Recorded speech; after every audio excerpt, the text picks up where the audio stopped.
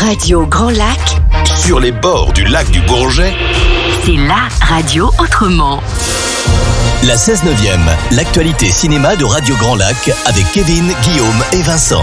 Et bonsoir à toutes et à tous et bienvenue dans la 16/9e, votre émission sur l'actualité cinématographique sur Radio Grand Lac, 91.fm, radiograndlac.com ou l'application Radio Grand Lac disponible sur vos smartphones. Nous avons une équipe au complet ce soir. Bonsoir Guillaume, bonsoir Vincent. Salut Kevin, salut Guillaume. Bonsoir Vincent, bonsoir Kevin. Ravi d'être là, excusez-moi, j'ai eu la grippe une semaine et j'étais en tournage la semaine dernière. Donc, Oh là là, quelle activité. oui, un très bon court-métrage étudiant, j'ai beaucoup apprécié, je dois dire. Tu nous en parleras prochainement. Peut-être, oui, certainement, oui. On espère, ouais. Et puis ce soir, nous avons un invité, nous avons un jeune réalisateur, Thibaut Relat, qui est lycéen au lycée Louis-Armand à Chambéry et qui a co-réalisé avec Manon Margarito un très bon court-métrage, Immémore, qu'on va pouvoir en parler tout le long de cette émission. Bonsoir. Bonsoir, merci beaucoup de m'accueillir, c'est très gentil. C'est un plaisir, c'est un plaisir. Au sommaire ce soir, comme d'habitude, en première partie, nous allons parler des sorties de la semaine. Alors, semaine très courte. Il y a que 5 sorties, dont une... C'est court seulement dans notre petit secteur ou... Seulement dans notre petit secteur, parce que je glisserai, mais il y a une sortie qui a été très largement boudée par nos cinémas savoyards, et je trouve ça incompréhensible. Oui, le film Queer. Avec Daniel Craig, oui. Quand même. Il y a de très bons retours d'ailleurs. Et oui, et qui ne passe dans aucun cinéma en Savoie et Haute-Savoie. Je ne sais pas. Est-ce que le film est pas bon? Nous verrons bien, mais pas dans nos cinémas savoyards et savoyards. En deuxième partie, nous allons donner nos avis sur les films sortis la semaine dernière. Nous allons évoquer 2 films, le film coréen It's Okay et le film français L'attachement, réalisé par Karine Tardieu avec Valeria Bruni-Tedeschi. On fera nous aussi nos petits conseils télé du côté de chez Vincent et Guillaume. J'espère qu'on n'a pas pris le même, Guillaume. Surprise, je te laisserai commencer. J'en ai choisi, justement, pour la surprise, j'en ai choisi 2. D'accord, c'est bien, parce que moi j'en ai qu'un, alors c'est pour ça.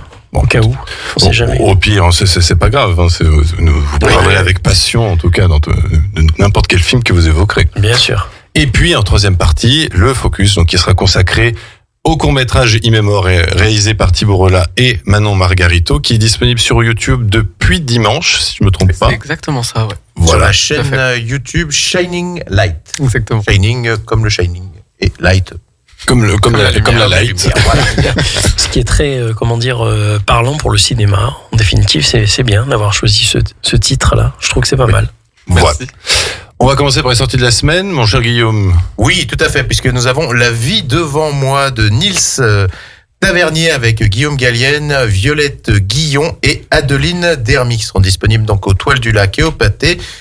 Donc, en 1942, Toba, une adolescente pleine d'énergie, échappe de justesse avec ses parents à la rafle du Veldiv. Un couple, les Dinanceau, leur propose de les cacher provisoirement dans un minuscule débarras de leur immeuble, sous les toits de Paris, le temps que les choses se calment. Malheureusement, ce qui devait être temporaire s'éternise, la famille s'enfonce dans le silence et l'immobilité. Mais Toba est une battante et rien ne l'empêchera de bousculer son destin. On écoute un extrait. En cas de danger, elle balaye rapidement dans la cour. Il faudra être le plus silencieux possible. Madame Dinanceau? Oui. Merci. Combien de temps on va rester là?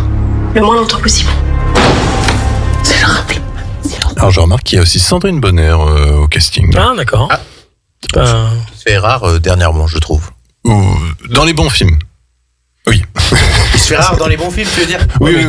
C'est rare, j'ai pas vu. J'ai vu un très mauvais film à Gérard Armé où elle était dedans, et là, c'est... Gérard Armé? Oui. D'accord. Le mangeur d'âme, voilà. C'était compliqué. Elle était dans un film fauché, quoi. Non, il y avait un peu trop d'argent, mon coup. C'était peut-être ça le problème. Justement. Mais La vie devant moi, ça a l'air assez intéressant, je trouve. Une histoire vraie qui nous fait un peu évoquer à l'histoire qu'on connaît beaucoup d'Anne Frank. Un petit peu, il y a du Monsieur Batignolles un peu aussi. Il y a pas mal de choses. Oui, il y a rien de nouveau quand même. Il y a rien de très original dans le déroulement de cette histoire, entre parenthèses. Mais ça peut être quand même très fort, très poignant. Ça, je dis pas le contraire. Nils Tavernier, le fils de Bertrand Tavernier, tout à fait. Okay. Ouais, il avait joué dans L627, il me semble. Mais je te crois. Il me semble. Ça t'intéresse ce film, tu Ça penses? peut être l'occasion, je pense, de redécouvrir un petit peu. Et puis, ouais, les films, c'est un film un peu historique, ça, non? Oui, tout Ouais, à fait. C'est ça. Ça peut être l'occasion, ouais, quand même, de redécouvrir. Ça peut être super intéressant, je pense. Ça peut être l'occasion d'aller le voir. Ouais. J'espère que ce sera aussi fort que La Rafle qui m'avait vraiment beaucoup remué à l'époque. Alors la raf, c'est avec le temps que je trouve qu'en fait le film en fait peut-être un petit peu trop par moment. Ah, peut-être. Je l'ai jamais revu, je t'avoue. C'est tellement jamais été. Mais je l'avais parce que je l'ai revu plusieurs fois. Ah ouais. D'un certain point de vue. Tu vois, c'est comme on parlait, mais bon, on pourrait en faire des heures. Sur la liste de Schindler, où il y a la manière de peut-être un peu trop forcer le trait et un peu trop esthétiser certaines choses, je trouve. Ça n'enlève pas la qualité Ah du bah film. non, au contraire, ouais, ça accentue encore plus l'émotion, il me semble. Il y a deux écoles. Hein, Bah, je sais pas, parce que j'ai vu Le Pianiste, Pianiste, très, très bon, et ouais. suivi justement de la liste de Schindler, où Le Pianiste est beaucoup plus brut, Oui. Ouais. je trouve, avec un aspect, enfin, ça reste cinématographique, mais on pourrait presque dire qu'il y a un côté documentaire, alors que par exemple, la liste de Schindler, l'introduction d'Oskar Schindler par Spielberg, la manière de poser la caméra, on sent qu'on est dans le cinéma hollywoodien. Est-ce que c'est la bonne manière pour un film? Je ne sais pas, mais on fera peut-être un focus un jour là-dessus. Ouais, mais il y a pas un manque d'émotion, je trouve. Ah non, non, non, D'ailleurs, non. dans l'un C'est dans la manière de l'autre le montrer. ces deux films. Hein. Peut-être que les deux se complètent. Ouais. Aussi. Oui, exactement. Je suis d'accord. Puis Il c'est n'y a un pas de angle- bonne c'est- réponse. Ouais. Voilà, c'est Carrément. Je pensais à Edouard Baird. Il n'y a pas de bonne mauvaise réponse. Alors, autre sortie. Alors, Je on vais peut-être change la de faire, Vincent. Je t'ai épargné le nom. Tu le tentes Ouais, bah oui, quand même. Vas-y. Là, on change radicalement de genre puisque ça s'appelle L'attaque des Titans, la dernière attaque. Et il n'y aura pas de bande-annonce. Ça sort aux Toiles du Lac, disponible le 1er mars, et au Pathé, et qui sera disponible le 1er et 2 mars.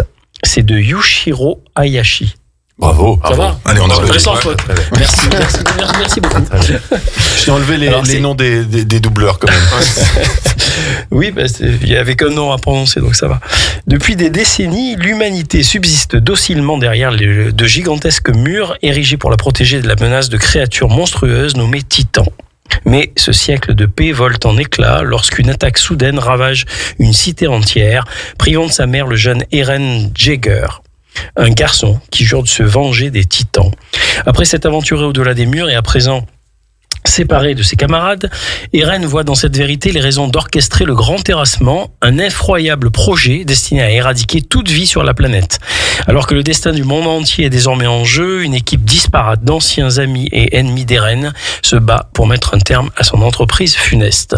Voilà, donc c'est Ça va encore faire Je des pense que émeutes. notre jeune ami doit connaître. Alors, je J'en l'ai suis pas persuadé. regardé, Ah. honteusement. Mais on m'en a beaucoup parlé. Voilà, parce que L'attaque des Titans, Et oui, c'est ouais. ça Après, à apprécie. voir si le film suit bien. Parce que moi, je sais Ouais. que je connais, je vais vous dire pourquoi, parce que j'ai mes enfants qui sont férus de Manga. et qui m'ont Animé. fait voir des épisodes de ça avec les Titans. Et en lisant le truc, je me suis dit, ça me rappelle quelque chose, et effectivement. Mais t'avais c'est ça. aimé? J'avais aimé, ouais, je trouvais que c'était assez, c'était bien fait. Il y a une mise en scène qui a une animation qui était pas mal. C'est un film d'animation, on est bien d'accord. Oui, oui, oui, Ouais, oui. on est bien d'accord. Ouais, non, c'est ça. Ouais. C'est mes enfants qui écouteront ou pas ou en replay l'émission vont être contents. C'est eux qui t'ont appris quelque chose. Voilà. Ouais. Non, c'était pas mal. Non, il y avait c'est assez bien monté, puis c'est assez original dans la conception. L'histoire est assez originale. Ah ouais? Moi, je t'avoue que j'avais tenté le premier épisode et justement, j'ai pas voulu aller plus loin. T'as pas J'ai pas marqué. accroché, mais peut-être que c'est. J'ai mis de côté depuis longtemps, mais Je pense que c'est jamais- peut-être mon problème aussi. Mais pourquoi pas au cinéma? Mais je crois que là, c'est de la fin, c'est le. À mon avis, c'est plus pour un jeune public, ouais. Ah, je crois que c'est aficionado d'animé. En Voilà. tout cas. En tout Oui, cas, c'est- c'est ou violent. demain, pas C'est- hyper violent. C'est violent. C'est assez violent. Ouais. ouais. Il y a un côté assez Ça- vif, on va dire, dans l'animation. Autre sortie, alors, à bicyclette, sans Yves Montand. Ce sera disponible au Victoria à l'Astrée, sérisé par Mathias Mlécuse. Et c'est avec Mathias Mlécuse, mais aussi Philippe Rebaud, Joseph Mlécuse et Ariane Graziel. Tu vois, cette semaine, c'est moi qui ai les noms de famille compliqués. Voilà, c'est ça. De l'Atlantique à la Chacun mer son Noire, Mathias embarque son meilleur ami Philippe dans un road trip à bicyclette. Ensemble, ils vont refaire le voyage que Yuri, son fils, avait entrepris avant de disparaître tragiquement. Une épopée qu'ils traverseront avec tendresse, humour et émotion. On écoute un extrait. J'ai jamais pleuré autant à Angoulême. Vous avez rigolé? Ouais, beaucoup. Alors, c'est la plus grosse crise de fou rire que j'ai eue depuis très longtemps. On pleure autant qu'on rit. Mais ça, c'est très rare. Il y a de la vie. Mais oui, c'est ça. Alors c'est une bande-annonce particulière parce qu'en fait il n'y a pas d'extrait du film. C'est la sortie de la salle. quoi. Exactement. Mais ça a l'air très touchant. Voilà. Original comme bande-annonce. Oui, vous voyez, c'est bien. Les gens le disent. C'est un témoignage, oui. Mais bon. Autre sortie, mon cher Guillaume. Oui, Yokai, le monde des esprits, donc disponible au Victoria et à l'Astrée de Eric Koo, avec Catherine Deneuve, Masaki Sakai et Yutaka Takenushi. Donc Claire, une célèbre chanteuse, s'envole au Japon pour un dernier concert à guichet fermé. Lorsque le concert prend fin, sa vie sur Terre s'arrête aussi. Une nouvelle vie inattendue s'offre alors à elle, un au-delà dans lequel Yuzo, l'un de ses plus grands fans, l'attend. On écoute un extrait. Je vais essayer de trouver un passage en français surtout. My father was your biggest fan. Can I have your autograph?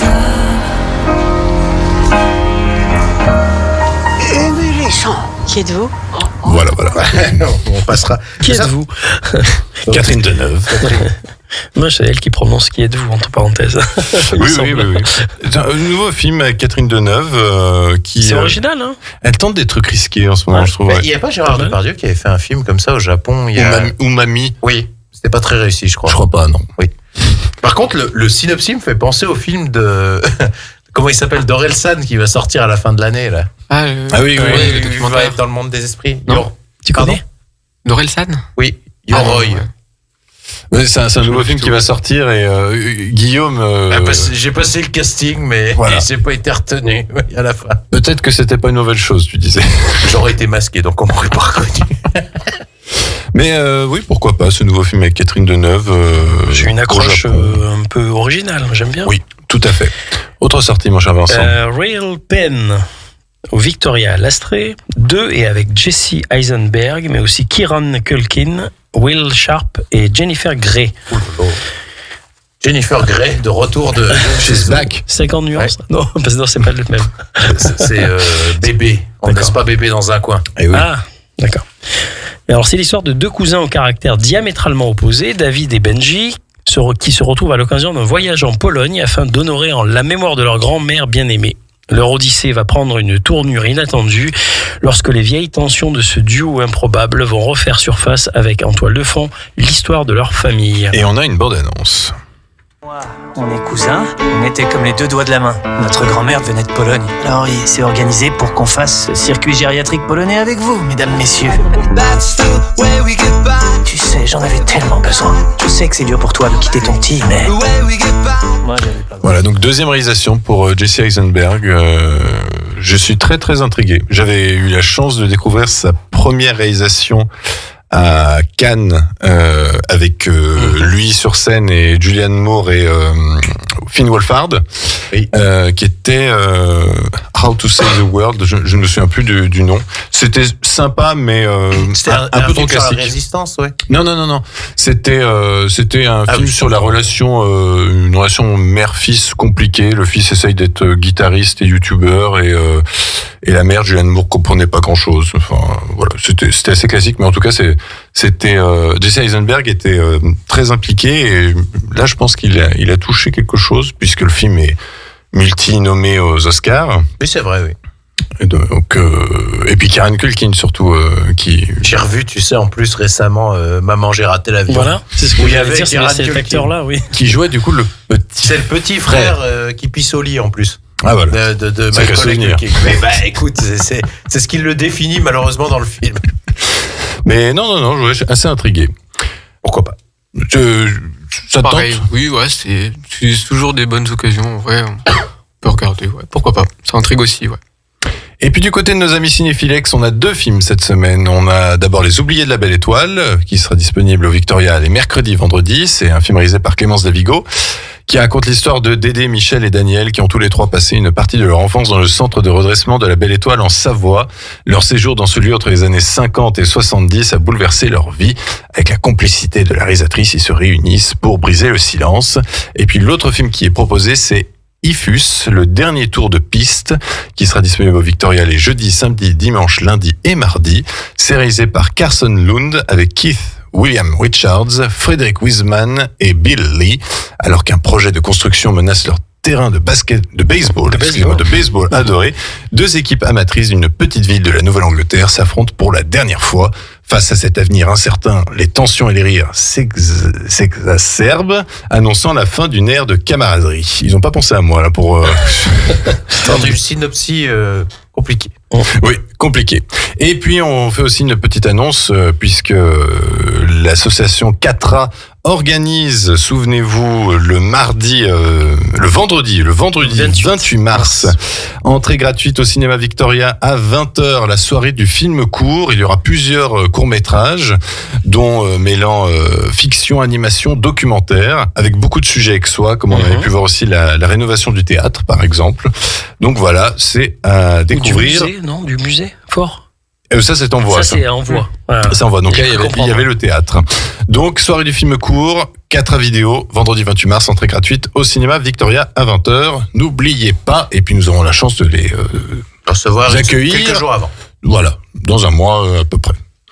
Eh bien, nous allons faire une première pause musicale et vu que Guillaume Gallienne est présent dans un film qui sort demain, je me suis dit, est-ce qu'on n'avait pas s'écouter Don't Leave Me Now de Supertramp qui avait été utilisé dans le film Les Garçons et Guillaume à table, réalisé d'ailleurs par Guillaume Gallienne. Très bon film par ailleurs.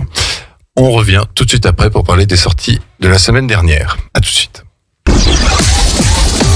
Entre lac et montagne, Radio Grand Lac, c'est votre radio.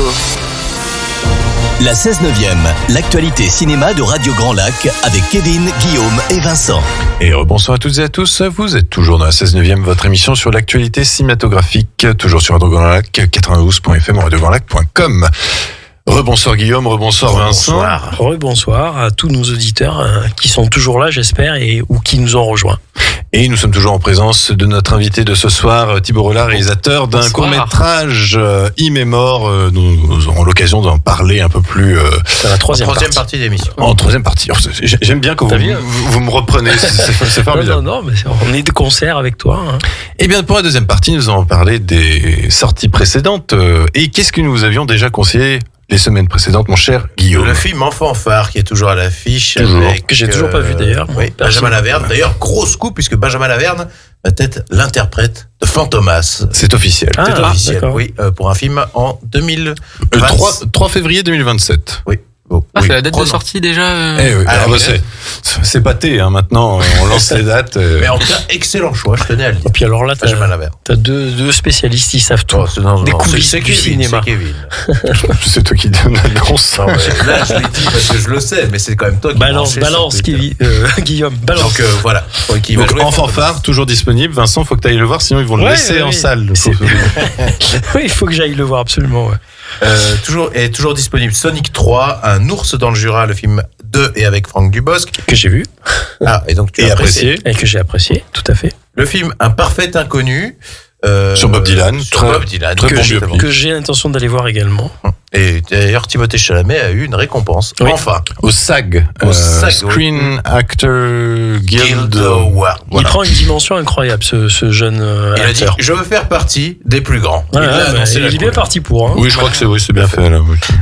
Paddington au Pérou. Maria, le film sur les derniers jours de Maria Callas. Et le film événement des Oscars, The Brutalist. De 3h35, dont 15 minutes d'entracte. Et alors donc, je voulais rajouter, j'ai pas eu le temps tout à l'heure, mais Paddington, donc il est doublé par Guillaume Gallienne. En fait, c'est Guillaume Gallienne, donc il fait très bien l'ours. Cette émission est dédiée à Guillaume Gallienne. Il fait très bien l'ours, Guillaume Gallienne. Exactement.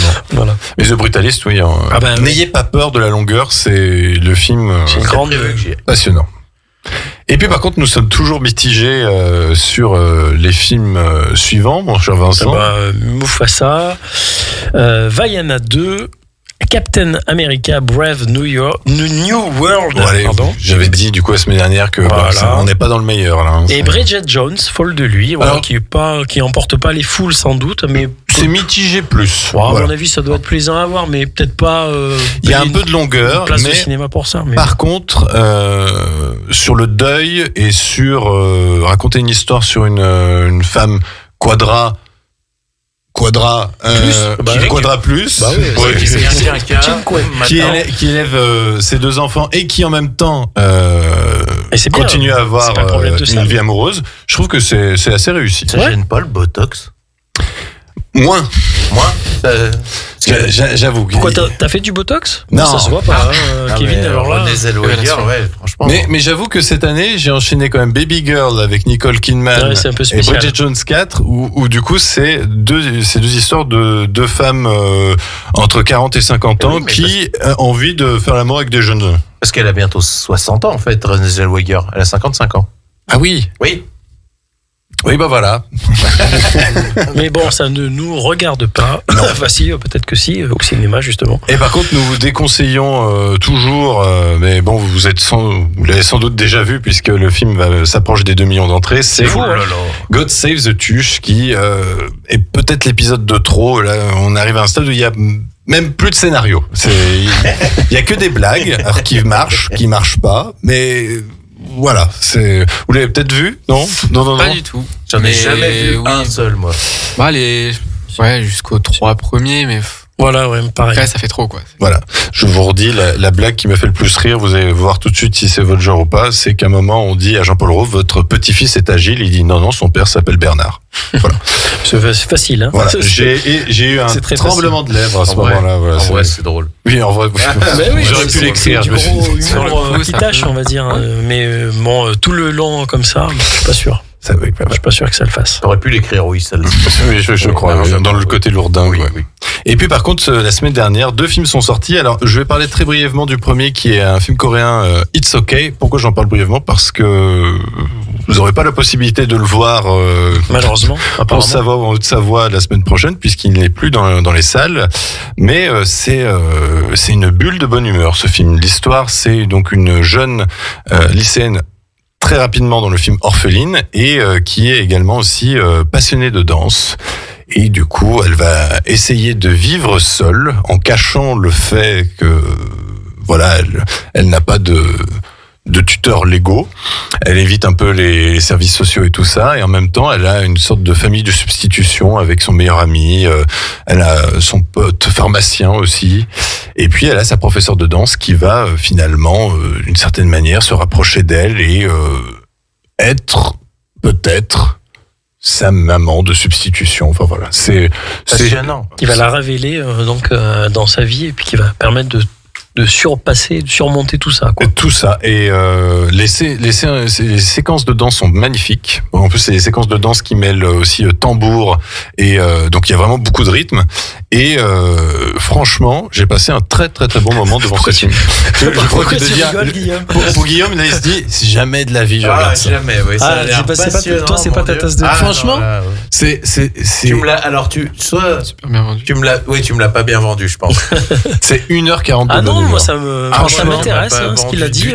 Parce qu'en fait, la jeune lycéenne, elle se laisse tellement pas faire. Elle est remplie de joie alors qu'elle a que des drames quand même. Et franchement, j'ai trouvé ça très communicatif.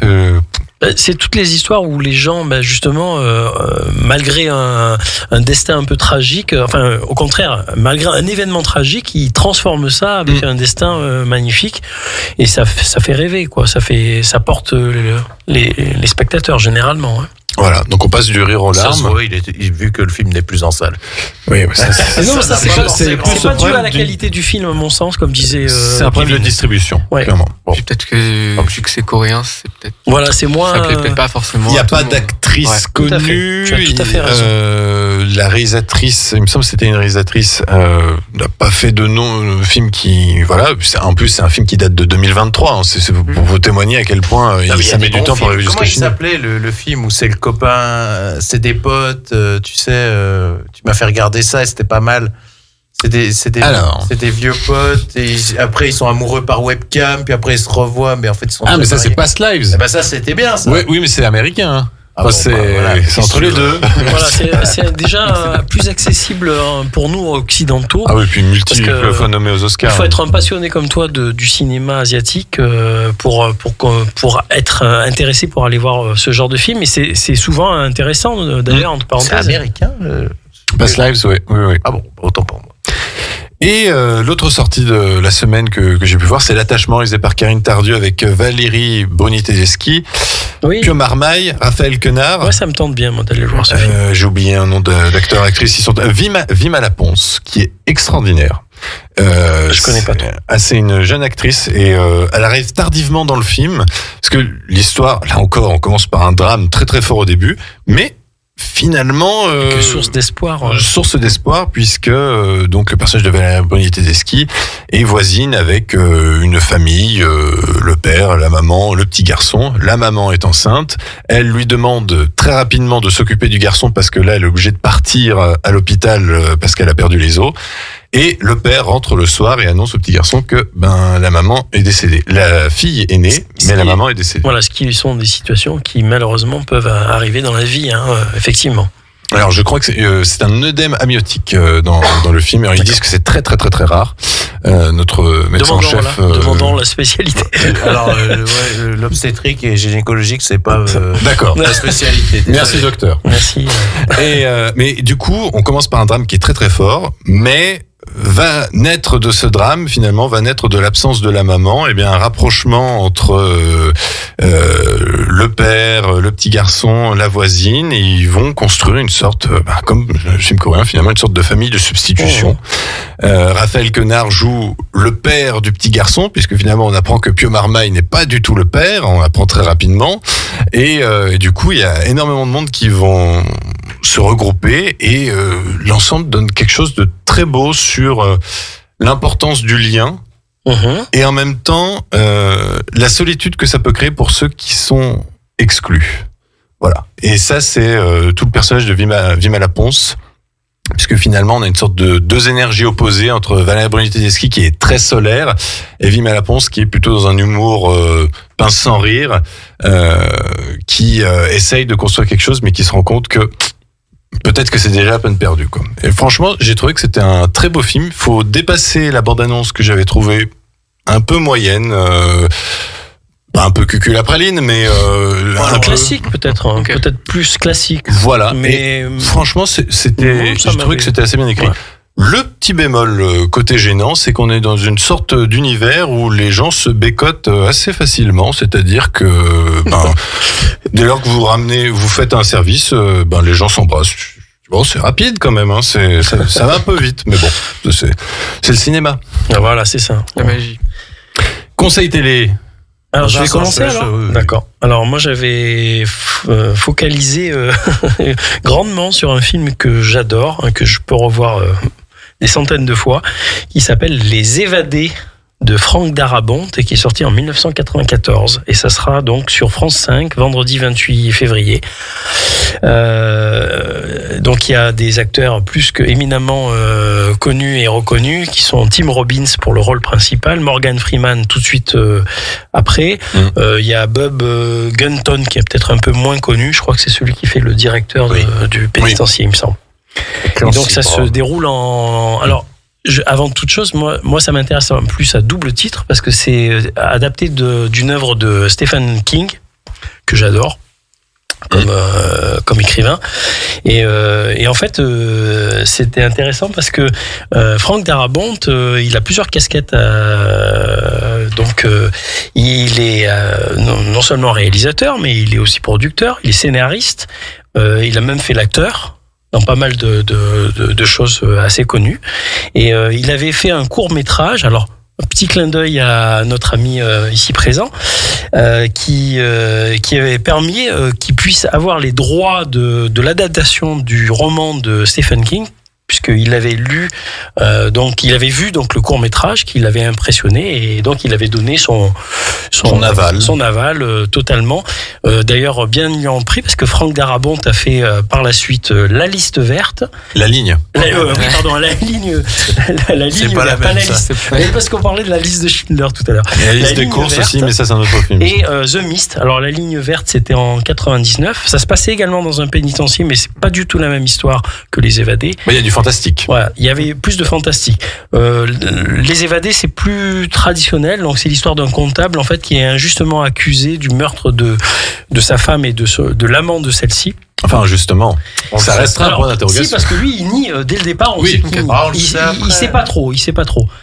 Voilà. Bah après, on va pas spoiler parce que. Bon, tu sais, le titre français spoil. Hein, ça s'appelle Les Évadés. Alors que le titre original, c'est. Ça, c'est le gros problème de la traduction française. Attends. Les Évadés, ça veut pas dire qu'il est innocent ou qu'il est coupable. Ah oui, bien sûr. On sait ce qui se passe. Ça spoil pas. Là, ça spoil pas du tout. Oui, mais enfin, bon. S'il s'évade pas alors que le film s'appelle Les Évadés, c'est un peu. Moi, je connais des tas de gens qui se sont évadés qui étaient coupables entre nous. Non, c'est pas le problème, c'est que le titre original, c'est The Shawshank Redemption, qui était peut-être plus adapté. Ceci étant, même si il y a un peu la finalité de ce qui va se passer dans le film avec le titre, je veux dire, il y a moult rebondissements et il y a un suspense quand même assez intéressant avec des choses qui se passent comme ça. Alors, il a pas fait il n'a pas eu un succès commercial au départ, ce film, mais il a acquis par la suite un statut de film culte.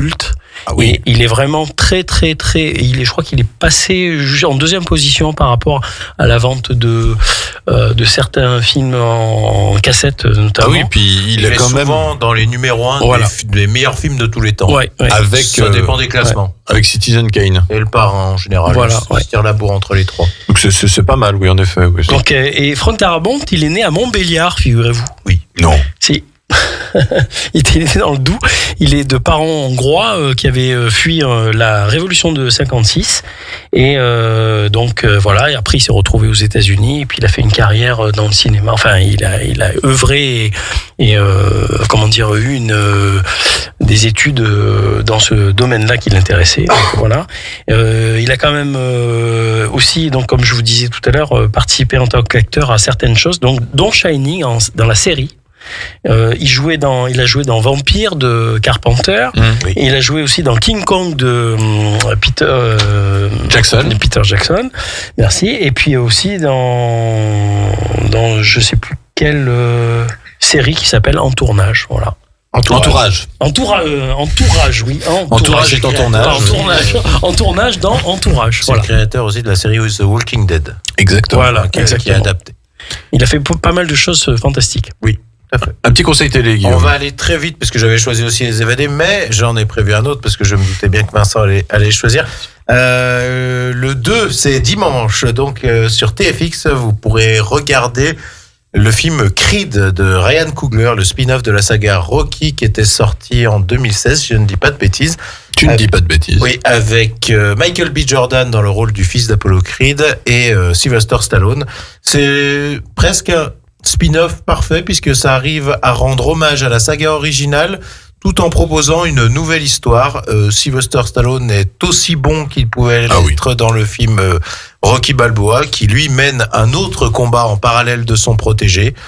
C'est très bien réalisé, mais ça a sa propre identité. Les combats sont prenants, et je crois d'ailleurs que Stallone a eu le Golden Globe du meilleur acteur. Dans un second rôle, tout à fait. Oui. Il s'est fait voler l'Oscar sous le nez par cet acteur qui jouait dans Le Pont des Espions. Oui, exact, oui. Et donc, je vous le recommande fortement, même si vous n'êtes pas friand de la saga Rocky, si vous ne connaissez pas tous les films. En tout cas, c'est un film qu'on peut voir indépendamment de la saga originale. Oui, c'est un excellent film. Exactement. Eh bien, écoutez, nous allons faire une deuxième pause musicale avant de se consacrer à notre focus qui sera consacré au court-métrage immémorisé par Thibaut Rolla qui nous fait le plaisir d'être présent ce soir. Merci beaucoup.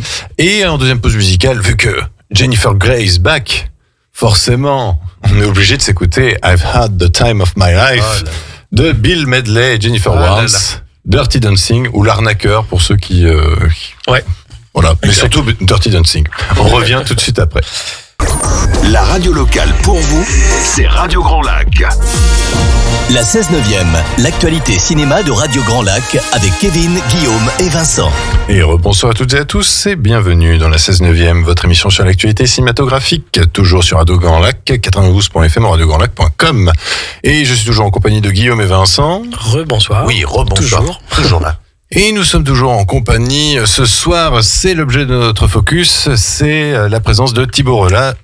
Bonsoir. Jeune réalisateur d'un court-métrage immémore disponible sur YouTube depuis ce dimanche sur la chaîne YouTube Shining Light.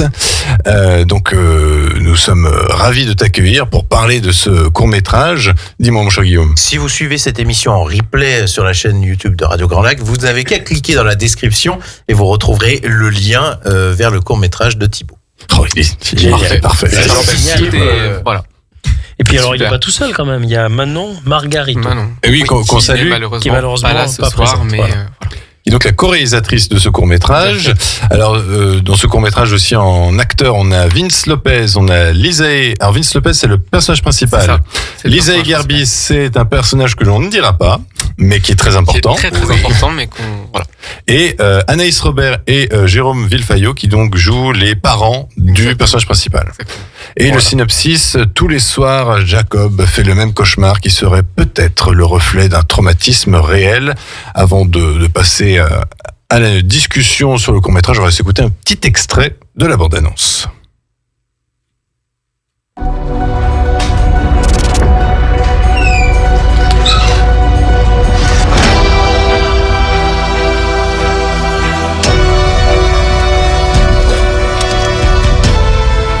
Alors ça permet de dire que la musique est très réussie dans ce court-métrage. Et oui, on a eu la chance de pouvoir avoir un compositeur, pour le coup, qui n'est autre qu'un très très bon ami de lycée, qui s'est chargé de tout ce côté musique.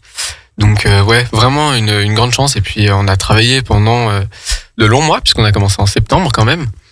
Et ouais, non, franchement, on a réussi à avoir quand même un rendu qui est très... qui nous plaît à tous, quoi. Avec Manon, tout ça. Et alors très très étrange, mais on avait commencé la musique avant même d'avoir les images.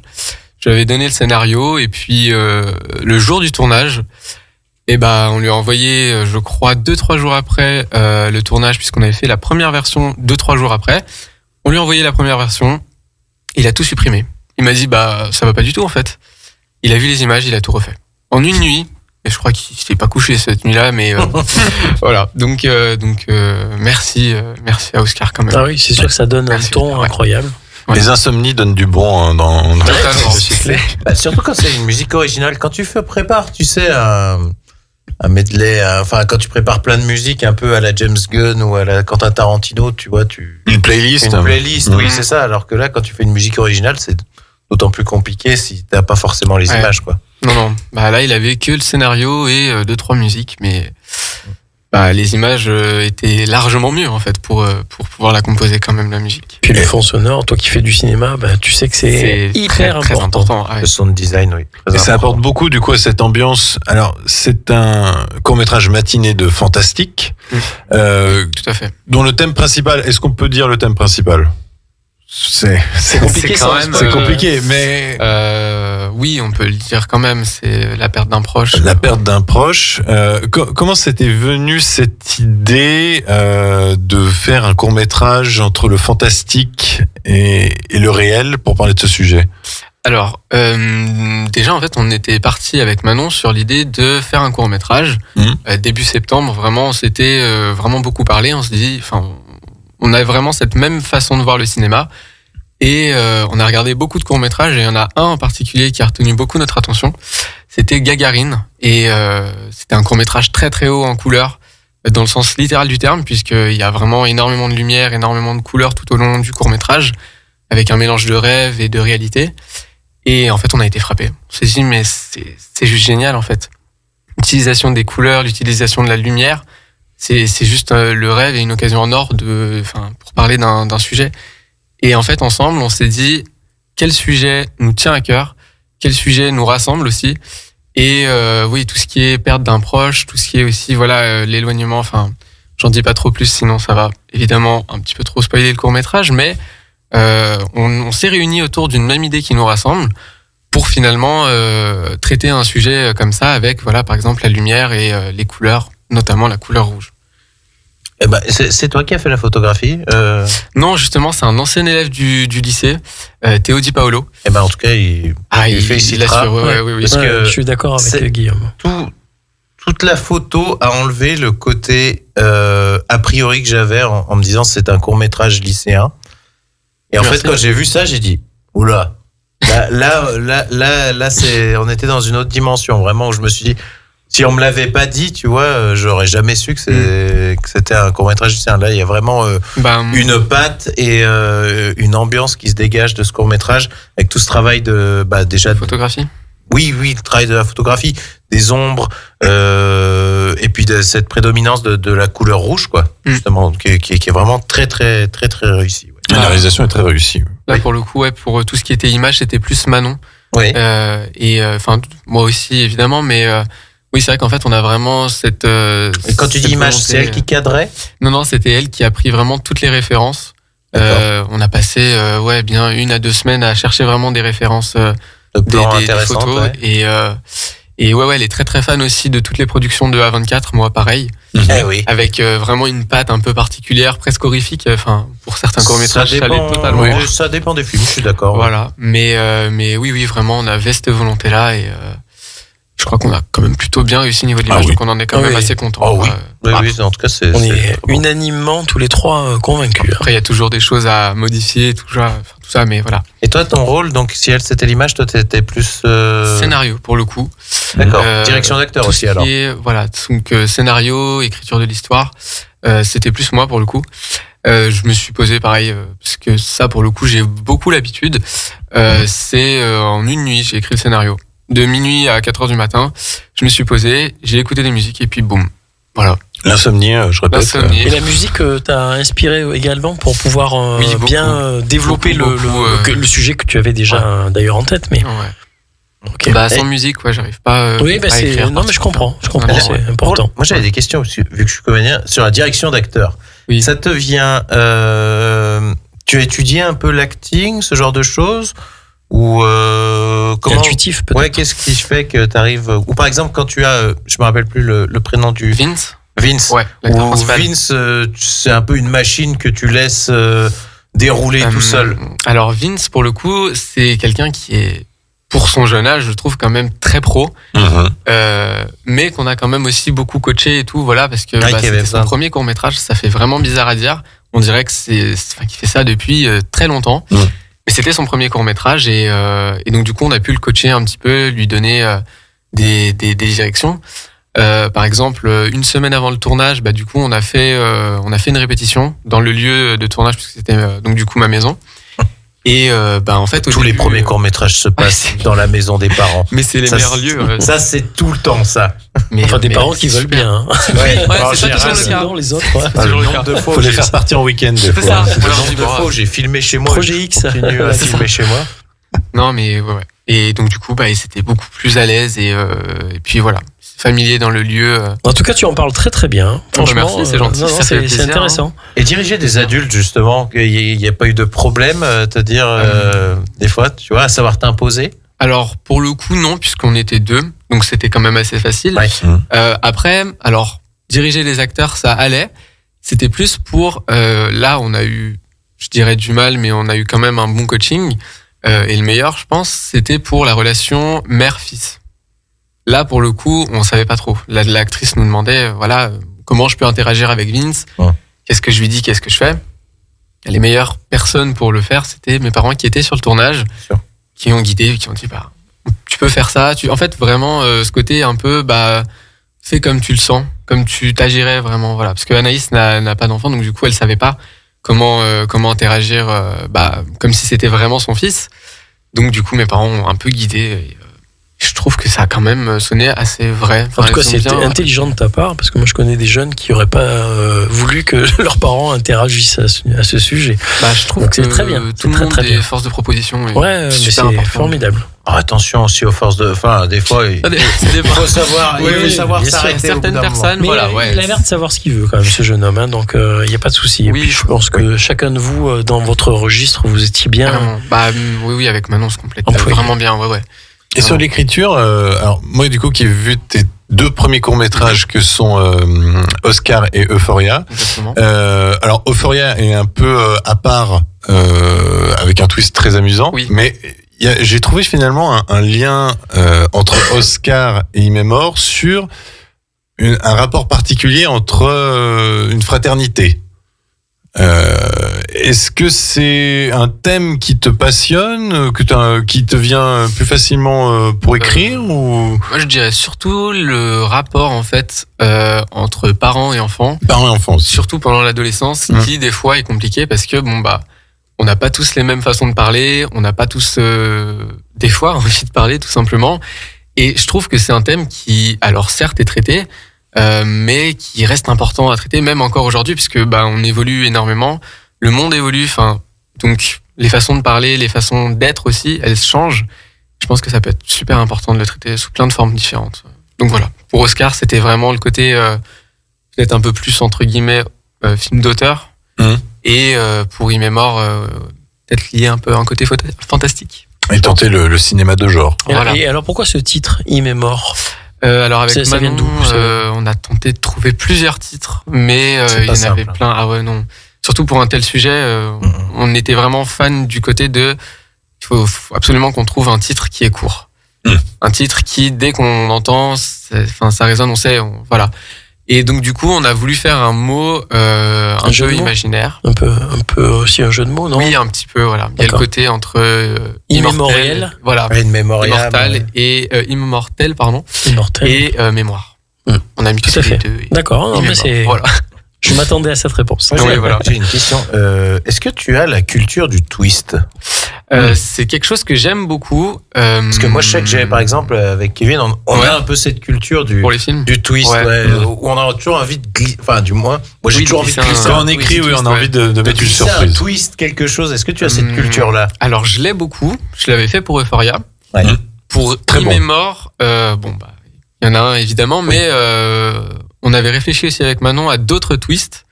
Mais en fait, on est arrivé au point de se dire, on va écrire le court-métrage comme ça, parce qu'il sonne juste et pas, voilà, enfin, on a vraiment cette volonté d'écrire quelque chose qui sonne juste. Pas faire un twist pour un twist. Voilà, c'est exactement ça. Parce que vraiment faire un twist pour un twist, ça gâcherait un peu l'histoire. Et cette culture du twist, elle te vient de quelque part? T'as des références, des choses comme ça? Alors, j'ai pas de référence à proprement parler de film, j'ai pas de titre. Mais c'est vrai que j'ai eu 2 professeurs quand même, dont un que j'ai encore actuellement cette année, qui nous ont enseigné beaucoup de films, certains avec des grosses chutes quand même, et beaucoup de films d'auteur.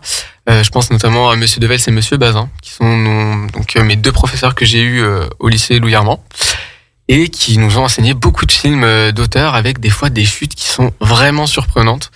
Et ça permet de s'interroger un petit peu, de se dire, ça peut être intéressant de voir le film d'un autre point de vue au tout dernier moment. Enfin, c'est plein de choses.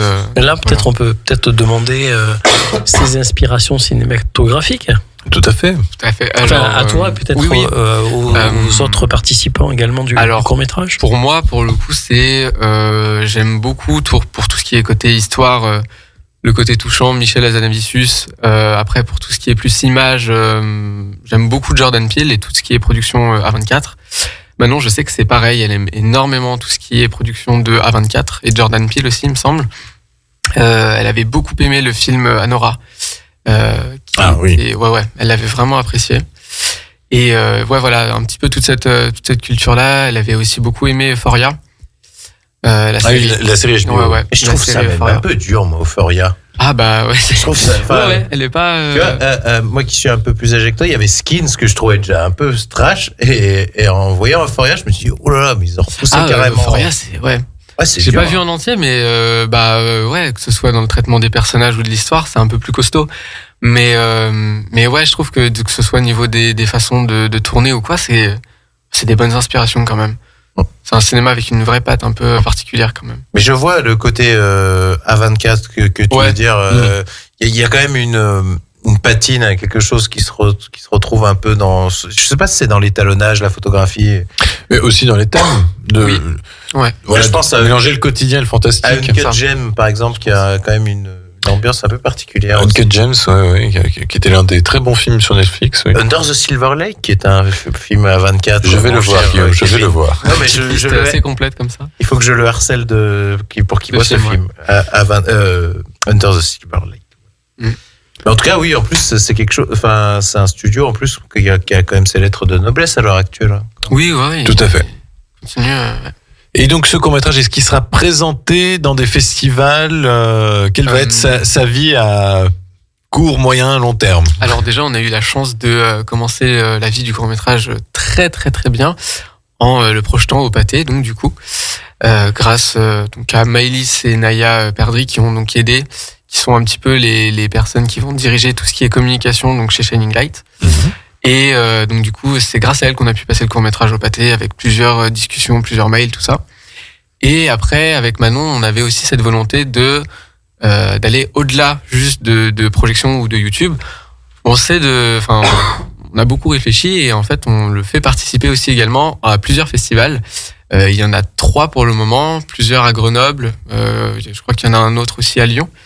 Et on va pas s'arrêter là, on va continuer un petit peu parce que il faut que ça vive. Voilà, exactement. On est d'avis de pas le laisser moisir entre guillemets. Et avec Manon, vous êtes amené à envisager de passer devant la caméra? Alors, c'est quelque chose qui vous plairait ou pas? Pour le coup, c'était plus compliqué. On nous avait déjà posé la question du coup. Après, il y a des gens qui sont moins à l'aise. Donc, oui. Peut-être que c'est par rapport à ça, je sais pas. Moi, pour le coup, c'est vrai que pour ce côté à l'aise devant la caméra, ça l'est beaucoup moins. Même niveau de l'acting, je gère vraiment pas trop. Après, je dis pas non. Pourquoi pas passer, même faire un caméo, ça peut être assez drôle. Hein, voilà. Dans un court métrage. À la Hitchcock. Voilà, exactement. Et belle référence. Et pour Manon, il me semble qu'elle est pas trop pour non plus passer devant la caméra. D'accord. Bon, elle avait fait une apparition dans... une question ouais, carrément. Voilà. Et quels sont tes futurs projets? Eh bien, donc du coup, je vais produire aussi un court-métrage, du coup, justement, de la personne qui a fait la musique originale du film, donc Oscar, le prochain court-métrage, qui va être un petit peu sur tout le thème de la montagne, sur les différences, les complexités de la nature. Donc, je tease un petit peu la chose, mais voilà, on tournera la semaine prochaine. Ah oui, c'est très bientôt. Voilà. Très bien. C'est des courts-métrages sur combien de jours à peu près?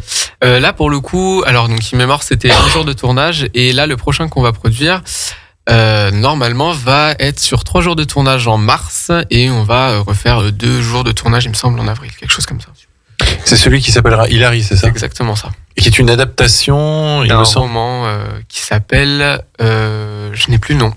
Question piège. Voilà. Non, je me rappelle plus du tout. Je me rappelle. Mais il faut dire c'est secret. Mais... Je peux pas en parler. C'est secret. Donc ça c'est plus facile. En tout cas, la porte est tout à fait ouverte pour la présentation d'Hilary dans les mois à venir. Du coup, tout à fait. Merci. Parce que la post-production,